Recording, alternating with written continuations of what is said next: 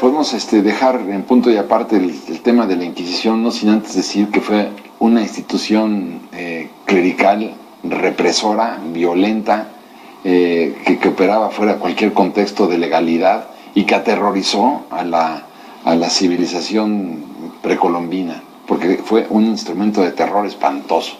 Bueno, pero bueno, si les parece, finalmente Guerrero acaba por liquidar a esta institución salvaje en 1828, la de la Inquisición, y entonces entramos ya en el siglo XIX después de la independencia, bueno, y más. Pero ¿cómo ven el XIX en términos de la represión? Yo creo que, o sea, yo lo que diría es, nuestros gobernantes en todas las épocas, como han sido autoritarios, han sido proclives a la represión y nadie se salva. Juárez fue muy represor en la República Restaurada. O sea, Juárez sí mandó tropas y la mitad del país estuvo con suspensión de garantías durante varios años. O sea, yo creo que el problema que hemos tenido, y tendríamos que verlo desde el 20 sofisticó la represión, porque el autoritarismo y que tú no tengas límites, yo creo que es uno de los elementos para ser represor. Sí, me quedo pensando en Juárez. ¿A qué hora un levantamiento popular fue reprimido por los soldados de juaristas? Bueno, fíjate, acuérdate de aquel gobierno de 1870, Félix Díaz, gobernando Oaxaca, va y reprime a sangre y fuego a los juchitecos, que luego le va a costar la vida a Félix Díaz al año siguiente, en enero del 72. Estás hablando del hermano de Porfirio. Sí, del hermano de Porfirio. Que luego tuvo y de ahí para el Real, o sea, suicidio. y Ledo de Tejada cuando expulsan a las hermanas de la Caridad, bueno, por ejemplo. Gracias. Y luego Porfirio Sebastián. Díaz, y luego vienen todos los revolucionarios. Yo creo que el mejor ejemplo, y es donde tendríamos que llegar, es el siglo XX, a partir de que se establece el sistema político priista que nace en 1929. Un poquito antes, porque me quedo pensando en la guerra de Yaqui, que es ni más ni menos que uno de los actos de barbarie y represión más grandes que ha habido en la historia del país, ¿no? Y bueno, o sea, todo el poder y la fuerza del Estado contra la tribu ¿Y Yaqui. qué tal la represión en contra de los mayas? De los mayas que también fue una cosa espantosa. Tiene razón Alejandro en la lógica de la institucionalización de la represión por medio del monopolio de la fuerza del Estado. ¿Sí? ¿Viste? Sí, Parezco abogado. te salió muy bien. Ok. A ver otra vez. La institución. Ya ¿Me entendieron, verdad? La institucionalización de la represión por medio del monopolio de la fuerza por el Estado. Bueno, acordémonos, sí. El siglo XX es una tras otra, cada vez que un movimiento, médicos, ferrocarrileros, maestros, estudiantes, bueno, Pilotos. no quedó Pero nadie. ¿qué tal Carranza cuando mandaba a justiciar y a fusilar a los líderes obreros y cierra la Casa del Obrero Mundial? Claro. Yo creo que la represión del PRI, de los muchos años del PRI, que duele decir cuántos son, es precisamente que es, como en el caso de Díaz, es el modo de operar. Y entonces realmente la gente nos acostumbramos a que así tenía que ser. O sea, el gobierno tenía que meter las manos y casi lo hacía parecer como que lo hacía por nuestro bien. Reprimir a todos aquellos reaccionarios que querían acabar con la paz social.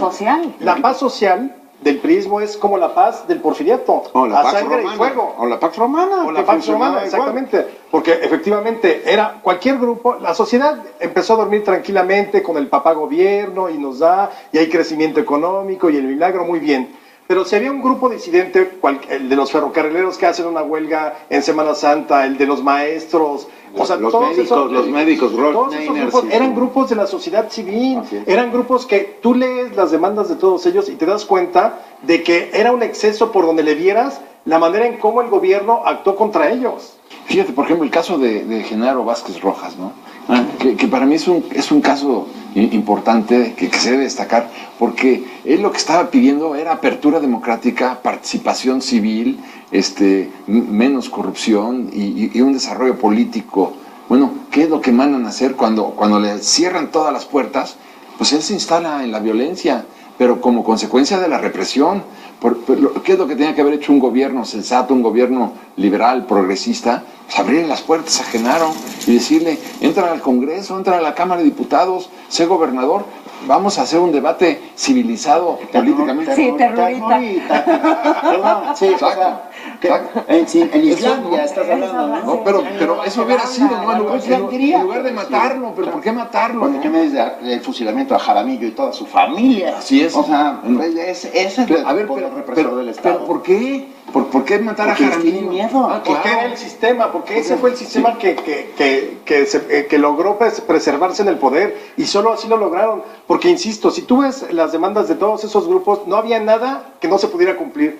Si hubiera sido un Estado normal, era un Estado anormal, una república anormal. ¿Era? Bueno, yo creo que estamos en la bipolaridad hoy. Estamos acercando. Nuestra frágil democracia se tambalea por todos lados porque la tentación de represión siempre está inherente.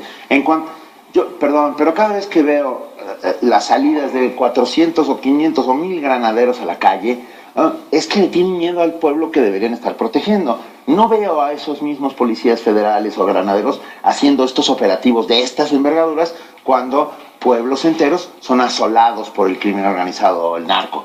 La mitad de Sinaloa tiene pueblos fantasma que han ido desapareciendo por ese otro poder fáctico que está ahí y que está mejor armado, que el propio Estado. Así es, bueno, claro. O sea, y con armas mucho más sofisticadas. Así claro. es. Aquí la pregunta sería, ¿por qué tienen que salir los granaderos a defenderse del pueblo? Representando al Estado, ¿por qué tienen que hacerlo? Porque tienen miedo al pueblo. Y ese es el tema. La otra pregunta sería, en realidad, en estos grupos que se manifiestan legalmente en contra del Estado por cualquier circunstancia, sí hay estos grupos que enardecen o sea, ¿es miedo a los que legítimamente van y reclaman por algo o es miedo a los anárquicos y a toda esa gente que... Porque entramos en una definición pues difícil, ¿no? Finalmente, que es, tú dices que le tienen miedo al pueblo. ¿El pueblo es el EPR? También. Sí, bueno, pero espérame, estamos hablando de grupos armados. Sí, pero grupos armados que no han tenido verdaderos actos, o sea, ni el EPR, ni en su momento la Liga 23 de septiembre tuvieron las bases suficientes para crear un ejército con base social. Sí, todos fueron desapareciendo. Yo creo que nada de lo que hemos visto pone en riesgo la estabilidad política del país. Así es. Por un lado. Pero por otro lado, o sea, pasamos de la no manifestación porque era reprimida al exceso o al lado opuesto totalmente de la manifestación, donde un grupo de 500 o 1000 pueden paralizar una ciudad. Ahí entonces habría que, la discusión que esa es la que siempre se genera es, ¿tienen derecho esos 1000 a parar a 7 millones de habitantes en una ciudad? Es un reduccionismo, decirlo de esa manera. ¿Por qué? Porque no tenían derecho esos 400 trabajadores de Cananea o de Río Blanco a parar la producción de una mina. Claro, de su fábrica. O sea, pero entiéndeme, a lo que voy es un falso debate. Es un falso debate que tiene un trasfondo de razón importante. Porque tú lo ves en sociedades civilizadas, valga el término, aquí caímos en ambos lados, o sea, están polarizadas las dos fuerzas, la del gobierno y la de los manifestantes. Pero esa es la diferencia entre controlar, en que las cosas lleguen a la violencia, y la otra es reprimir. ¿Sabes cómo se han arreglado, cómo debería arreglarse todo eso, como se está haciendo? Sentados en una mesa. Exactamente. Nadie se ha sentado en una mesa. Siempre las negociaciones que establece el gobierno son cuando el niño fue ahogado, tapado, pateado y metido dentro de un pozo. O sea, siempre. No hay posibilidad de tener un diálogo razonable con el gobierno porque tienen la tentación de la represión y porque ni nos ven ni nos oyen. Que ese es un clásico. Bueno, pero si tú ves ahora, el secretario Nuño se reunió en varias ocasiones con la coordinadora. Lo que pasa es que la coordinadora de maestros de la educación dicen no a la reforma educativa. No a esa reforma educativa. No a esa reforma. No, pero espérame, esa reforma educativa está votada a nivel constitucional. Completamente de acuerdo, que nunca fue consensada con nadie. Quiero decir, no salió de un planteamiento pedagógico. No es una reforma educativa en términos estrictos y es ahí.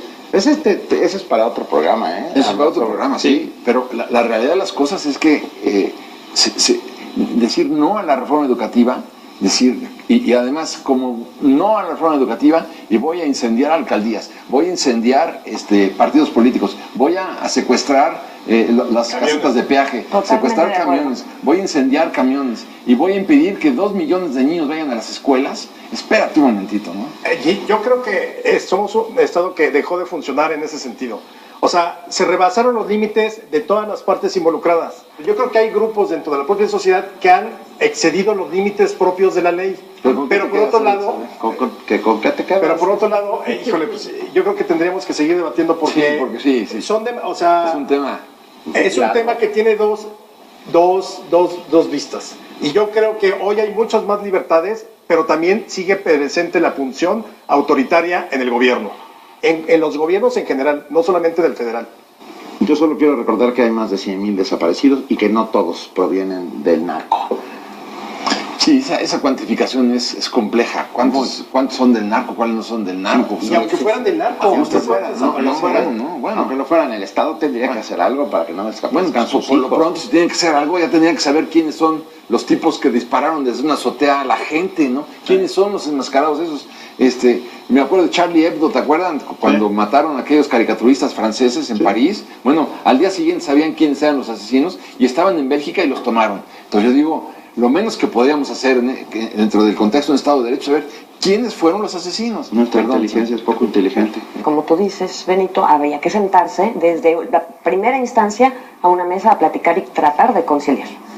Me parece muy bien. Yo lo que creo es que por lo que hay que luchar es por la construcción de un Estado de Derecho. Y alejar la represión de nuestra historia, porque es inherente a la historia política de México, a la de los gobernantes todos. Fox tuvo función, no obstante que era la alternancia, y Calderón también tuvieron esa función autoritaria. O sea, parece que se les cuecen las habas a los gobernantes por en algún momento dado utilizar la mano dura. Pero es que está en el ADN el autoritarismo. Pero ¿cómo lo combates? Sí. Con limitar el poder. Sí, limitar el poder y ejercerlo. Ejercer el poder, no me refiero al poder del ejecutivo, sino al legislativo y al judicial. O sea, que el judicial ejerza realmente sus funciones. Bueno, salud. Con un Estado libre de represión. Exacto. Porque no hay represión.